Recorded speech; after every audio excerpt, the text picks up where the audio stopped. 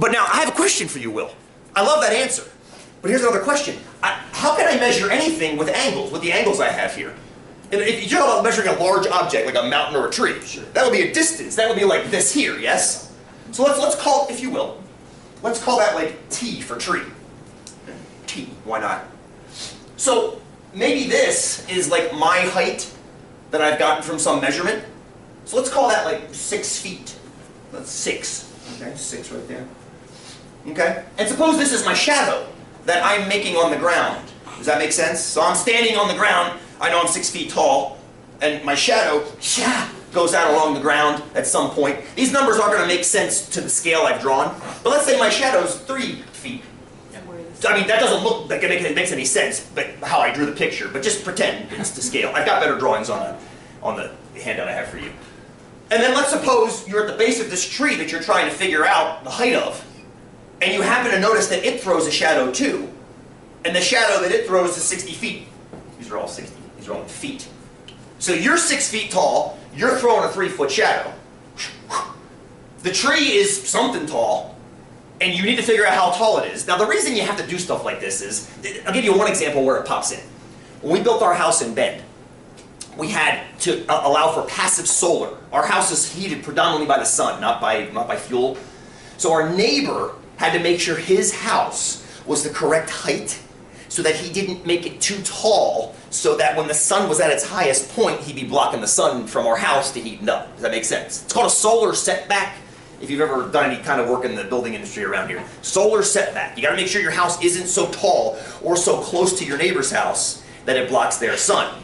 We also put what's called an eyebrow on our house, a little awning, that blocks the sun in the summer, but allows when the sun gets lower in the winter to come into the house to warm it up. Because you don't want the sun heating your house in the summer. I mean, that's kind of the opposite of what you want. You want it to cool in the summer. So you want to block the sun in the summer and you want to let it come in the winter. Well, all of that deals with this kind of stuff. The awnings are shaped like this, the house shadows are shaped like this. So this is why one reason why you might want to care about it, if you ever want to build a house or exploit the sun in that way. So now my question is, does this talk about what Will was just talking about? Can we now figure out what the height of that tree is? Is anything coming back from geometry class about these similar triangle things now?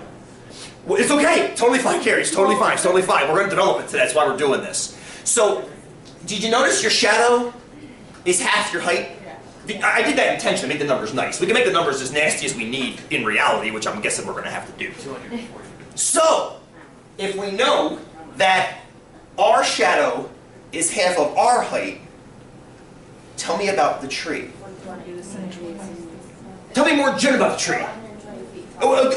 We have a vote for it's 120 feet tall. Tell me why. Michelle?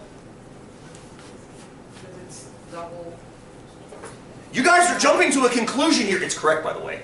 You're jumping to a conclusion that is correct, and it's why we care about similar triangles. Chad, help me out. Okay. I forgot. I grabbed the green marker, man. Don't let me hang. Okay. Green. So I compared 3 is to 6. Like, so I put 3 over 60 equals 6 over x. That's. And I cross multiplied. So this is the definition of similar triangles. Here's why you care about similar triangles. Corresponding sides are proportional. That's why you care about them. That's why you care. Once you know the triangles are similar, the fraction you guys just used to figure out the tree's height, the only reason you can do that is because the triangles are similar. That's the... go ahead, Brittany. I said if they weren't, they would have different angles. If they weren't, they would have different angles, and you could still solve for them using trigonometry, but not using pure similar triangles like this.